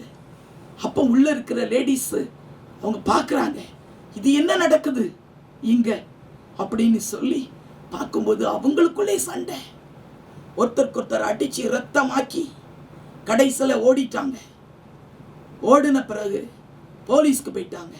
போய் அங்கே போய் எழுதி வச்சுட்டு போலீஸை கூட்டிகிட்டு வராங்க. அவங்க சொல்கிறா, என்ன சொன்னாங்கன்னா, இந்த பெண்கள் எல்லாம் கூடி அவங்க வழிபட்டு இருக்கிறாங்கல்ல, அவங்க தான் எங்களை அடித்து நொறுக்கிட்டாங்க அப்படின்னு சொல்லி மாற்றி கம்ப்ளைண்ட் பண்ணி, அப்போ அவங்க எல்லாரும் வந்துட்டாங்க. போலீஸ் எல்லாம் வந்தாச்சு. 4 வரையும் கூட்டிக்கிட்டே வந்துட்டார். வந்து பார்த்தா இந்த பெண்கள் எல்லாம் திருப்பியும் ஜெபம் தான் பண்ணிட்டு இருந்தாங்க. உடனே இந்த போலீஸ் அவங்கள போய் எழுப்பி வெளியில் வர சொல்லி பார்த்து, என்ன ஆச்சுது, நீங்கள் என்ன இப்படி அடித்து ரத்தமாக்கி இருக்கிறீங்கன்னு கேட்ட உடனே அந்த லேடிஸ்லாம் சொன்னாங்க, நாங்கள் இந்த இடத்த விட்டு எழும்பவே இல்லை, நாங்கள் இங்கே தான் இருக்கிறோம், நாங்கள் பெண்கள், நாங்கள் எப்படி இவங்களை அடிக்க முடியும், இவங்க தான் எங்களுக்கு இவ்வளவு அம்புகளை உள்ள எய்தார்கள், பாருங்க எல்லா அம்பையும் நாங்கள் பிறக்கி வச்சிருக்கிறோம், எங்களுக்கு ஆண்டவர் பாதுகாவலை கொடுத்தார், எங்களை காத்து கொண்டார், எங்களுக்கு எந்த சேதமும் இல்லை, இந்தாங்க அவங்களுடைய அம்புகள் சொல்லி போலீஸ் கையில் அம்புகளை கொடுத்தாங்க. அப்போ போலீஸ் திரும்பி பார்த்து அவங்கள பார்த்து கேட்டாங்க, என்ன நீங்க பண்றீங்க, என்ன நீங்க சொன்னீங்க, இவங்க வந்து அடிச்சாங்கன்னு சொன்னீங்க அப்படின்னு சொல்லி ஒவ்வொருத்தனையா என்கொயரி பண்ணார். ஒன்னியை யார் அடிச்சா? அப்ப இன்னொருத்தன் சொன்னா, அடுத்தவனை சொன்னான். இன்னொருத்தனை கேட்டார், ஒன்னியை யார் அடிச்சா? அவன் அடிச்சான். அவனை நீ அப்படி 3 பேரும் மாத்தி சொல்லி கடைசியில 4வதுக்காரன் அவனை பார்த்து போலீஸ் கேட்கிறான், ஒன்னியை யார் அடிச்சான்னு கேட்ட உடனே அவன் சொன்னான், ஒரு உயரமான ஒரு மனிதன் வந்தார், ஒயிட் கலர்ல ட்ரெஸ் போட்டிருந்தார், ரொம்ப பெரிய ஹைட், அவர் வந்து ஒரு தள்ளு என்னைய தள்ளுனாரு பாருங்க, நான் அவன் மேல விழுந்துட்டேன், அவன் நினைச்சிட்டான் நான் அவனை அடிக்கிறேன்னு நினைச்சு அவன் என்னைய அடிச்சான், அந்த பெரியவரை எங்கன்னு கேட்டார் போலீஸ்.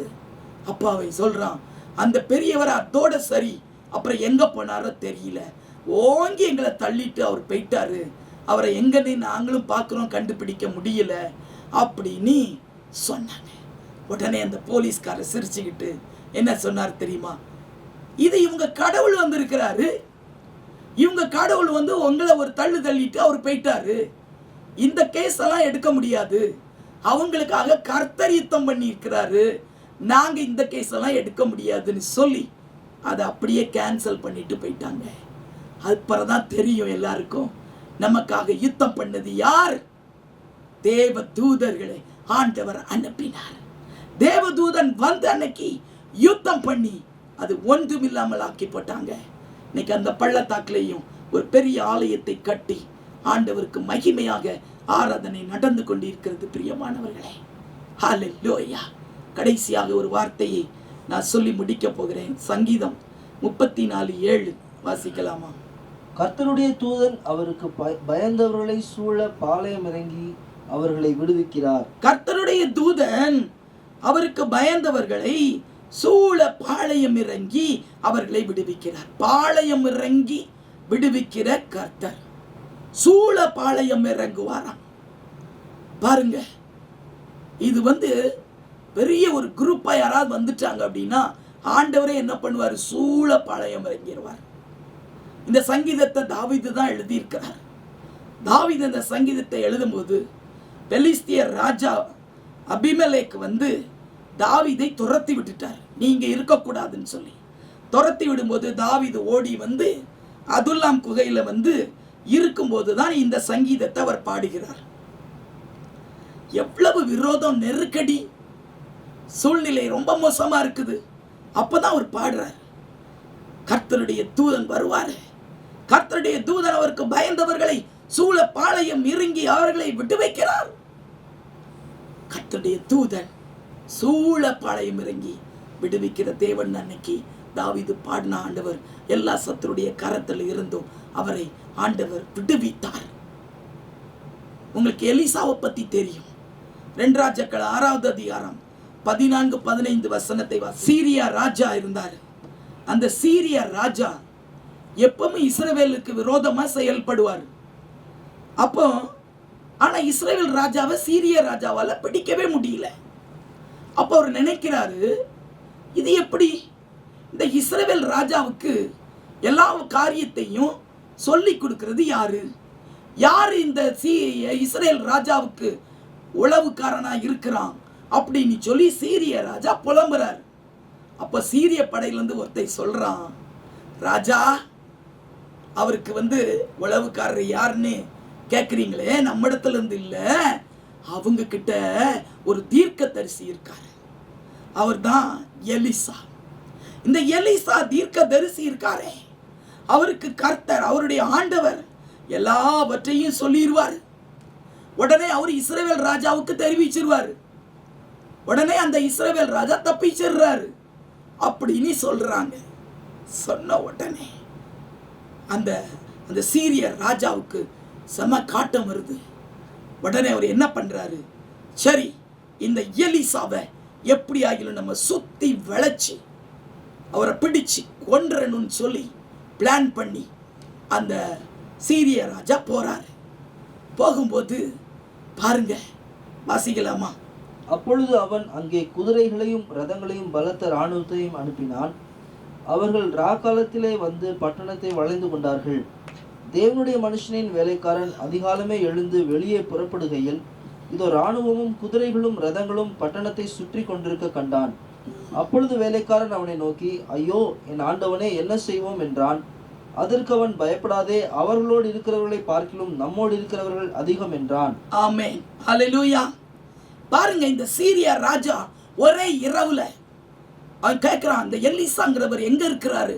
அப்ப அவருக்கு செய்தி சொல்றாங்க, தோத்தானில் இருக்கிறான். உடனே அவர் சொல்லிட்டாரு, இந்த ராத்திரியே எல்லாரும் புறப்படுங்க, சேனைகளை புறப்படுங்க, சூழ பாளையம் இறங்கிறன்னு சொல்லி அந்த தோத்தான்ல அவங்க இருக்கிற பட்டணத்தை சுற்றிலும் இராணுவ வீரர்களையும் குதிரைகளையும் ரதங்களையும் கொண்டு சுற்றிலும் வளைச்சிட்டாங்க. எங்கேயும் போக முடியாது. எலிசா எங்கேயும் போக முடியாத நிலைமையில அவங்க சுற்றிட்டாங்க. அப்ப அது ராத்திரி நடந்துருச்சு. காலையில வெளியில வரும்போது கொலை பண்ணணும்னு நினைச்சிருக்காங்க.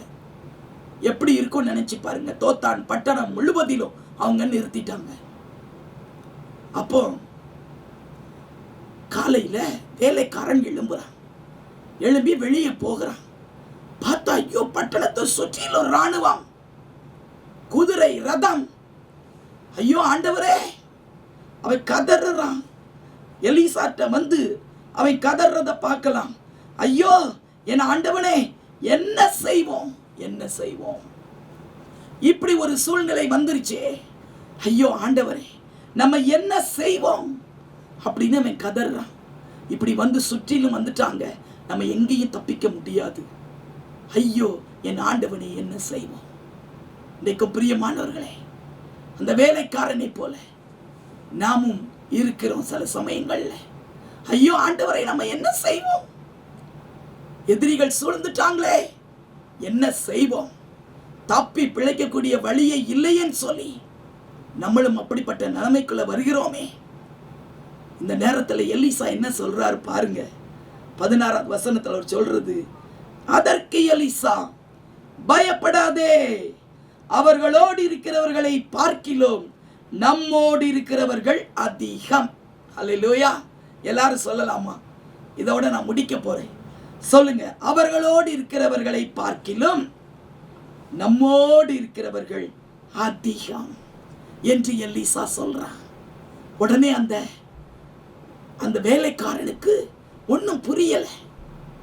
என்னது, அவர்களோடு இருக்கிறவங்களை காட்டிலும் நம்மோடு இருக்கிறவங்க அதிகமா? நம்ம 2 பேர் தானே இருக்கிறோம், அவங்க ஃபுல்லா வளைஞ்சிட்டாங்களே அப்படின்னு சொல்லி அவன் உள்ளத்துல எண்ணம் வருது. உடனே எலிசா நினைக்கிறாரு, ஐயோ இந்த வேலைக்காரனுக்கு ஒண்ணுமே தெரியலையே. 17வது வசனத்துல பாத்தீங்கன்னா, பின்பு எலிசா விண்ணப்பம் பண்ணி, இவன் பார்க்கும்படி இவன் கண்களை திறந்தருளும் என்றான். கர்த்தர் அவன் கண்களை திறந்தார். இதோ எலிசாவை சுற்றிலும் அக்கினிமயமான குதிரைகளாலும் ரதங்களாலும் அந்த மலை நிறைந்திருக்கிறதை அவன் கண்டான். எலிசா தன்னுடைய வேலைக்காரனுக்காக ஜெபிக்கிறான். ஆண்டவரே, அவன் கண்ணை திறந்தருளும், அவன் பார்க்கட்டும். எவ்வளவு தூதர்களை நீங்க அனுப்பி இருக்கிறீங்க, எங்களுக்காக யுத்தம் பண்ண அக்கினிமயமான குதிரைகளையும் ரதத்தையும் நீங்க அனுப்பி இருக்கிறீங்களே, இது அவன் கண்ணு பார்க்கணுமே. அவனுடைய கண்ணு குருடா இருக்குதே, அவனுடைய கண்ணை திறந்தருள்னு சொல்லி எலிசா ஜெபிக்கிறான்.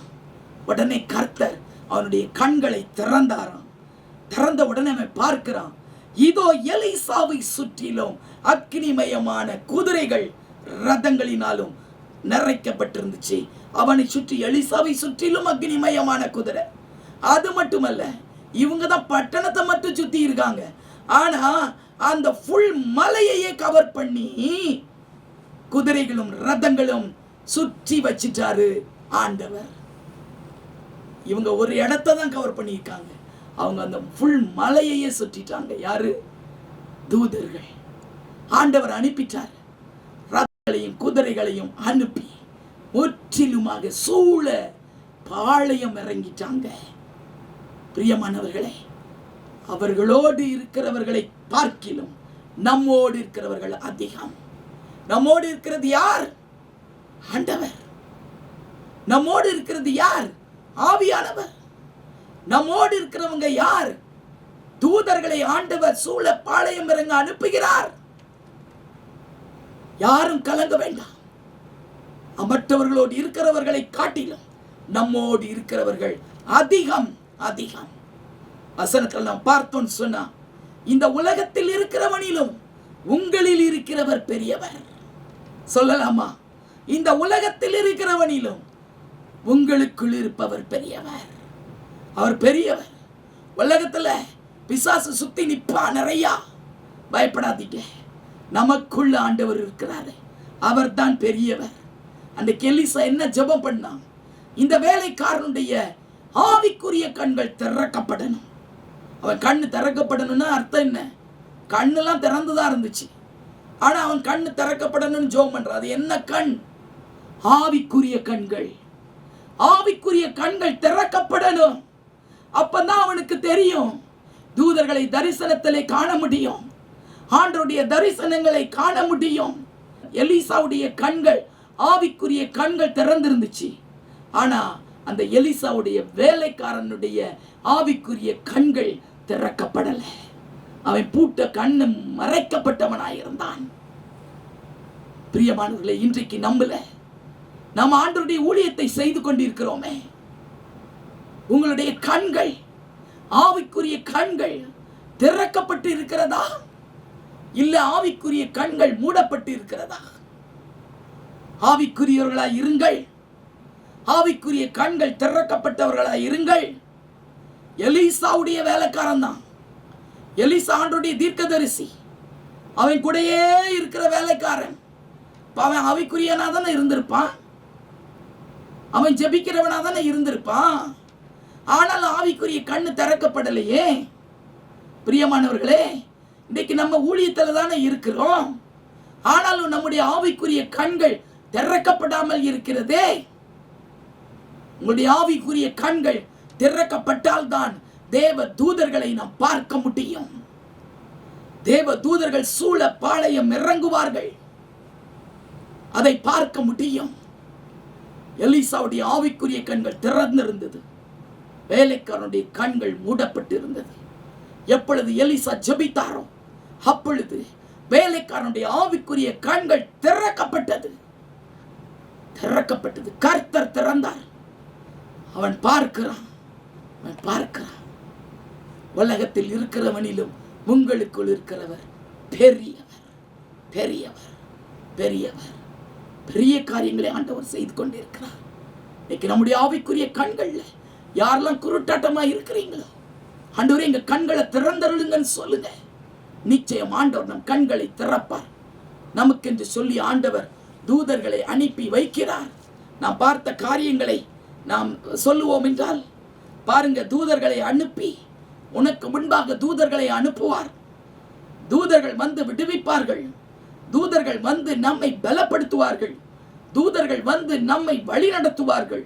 தூதர்கள் வந்து நமக்காக யுத்தம் செய்வார்கள். தூதர்கள் வந்து சூழ பாளையம் இறங்கி நம்மை விடுவித்து பாதுகாப்பார்கள். ஜெபிக்கலாம். Thank you Lord Jesus. எல்லாரும் அப்படியே இருந்த இடத்துல எழும்பி நின்று ஆவிக்குரிய கண்கள் திறக்கப்படும்படியாக நாம் ஆண்டவரிடத்தில் வேண்டுவோமா?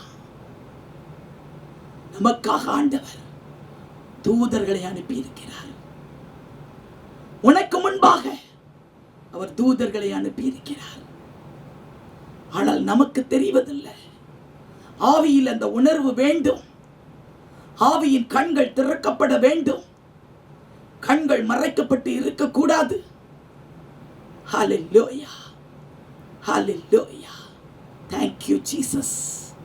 ஆவிக்குரிய கண்கள் திறக்கப்படும் போதுதான் நம்மாலே பார்க்க முடியும். அவர்களோடு இருக்கிறவங்களை காட்டிலும் நம்மோடு கூட இருக்கிறவங்க அதிகங்கிறத நம்ம காண முடியும். பிரியமானவர்களே, இந்த உலகத்தில் இருக்கிறவனிலும் நமக்குள் இருக்கிறவர் பெரியவர் என்பதை நம்ம பார்க்க முடியும். பிரியமானவர்களே, ஹொரபா ஷந்தலரா துரிபி கதரபா தீகதலபரபா ஷடரபியா துனியா கதலகரபா பௌரிபி தீனாமா ஷகலபா துனி மிக்தரபாபா. தேவனே, ஒவ்வொருவரையும் நிரப்பி அருளுங்கப்பா. அக்கினினாலே நிரப்புங்க, ஆவியினாலே நிரப்புங்க ராஜா. ஒவ்வொருவரை கண்களை திறந்தருளுங்க. ஆவிக்குரிய ரகசியங்களை காணும்படியாக கண்களை திறந்தருளுங்க. உம்முடைய தரிசனங்களை காணும்படியாக கண்களை திறந்தருளுங்க.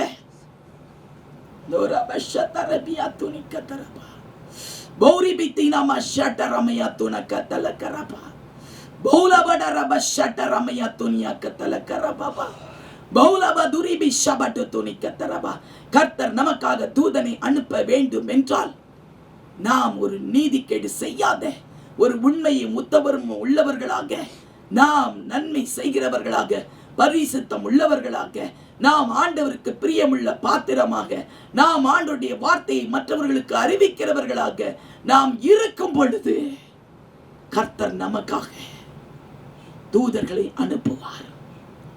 வழியை ஆயத்தம் பண்ணி வழியிலே உன்னை பாதுகாக்கும்படிக்கு. தேவனிடத்தில் நீ வைராக்கியமாய் இருக்கிறாயா? ஆண்டவரிடத்தில் வைராக்கியமாய் இருக்கும் பொழுது ஆண்டவர் உனக்காக தூதனை அனுப்புவார். ரோபட சந்தரானியா துரக்கதரபா ஷிபாபா துனாமா சண்டரபியா துலக்கரபா பௌலவட ரீபக்க துனபரபா. இப்பொழுதே வானம் திறக்கப்படுவதாக. ஜெபிக்கிற ஒவ்வொருவருக்கும் தூதர்களை அனுப்பி அருளுவீராக. ஒவ்வொருவருக்கும் ஒரு தூதன், அந்த தூதன் உண்டல்லவா, அதை அவர்கள் காணட்டும் அப்பா. தூதர்கள் சூழ பாளையம் இறங்கும்படியாக அனுப்புகிற தேவனே, உடைய பிள்ளைகள் ஒவ்வொருவருக்கும் இந்த மாதத்திலே அப்பா, செப்டம்பர் மாதத்திலே தேவன் இறக்குவீராக, தூதர்களை அனுப்புவீராக.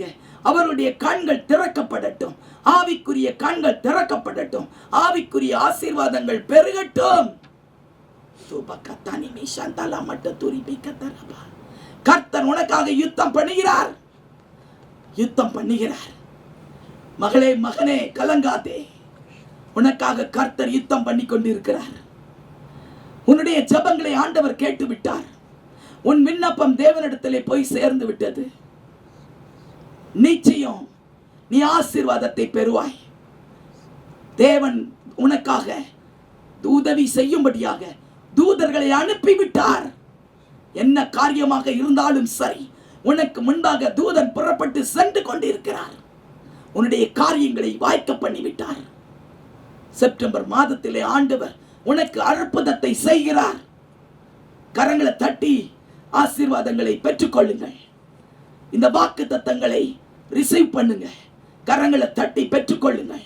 S yes yes lord, September மாதத்துல தேவன் பெரிய காரியங்களை எனக்காக செய்து விட்டீரப்பா, நான் விசுவாசிக்கிறேன். தூதர்களை அனுப்பிட்டீங்க, நான் விசுவாசிக்கிறேன். ஆவிக்குரிய கண்களை திறந்துட்டீங்க, நான் பார்க்கிறேன்.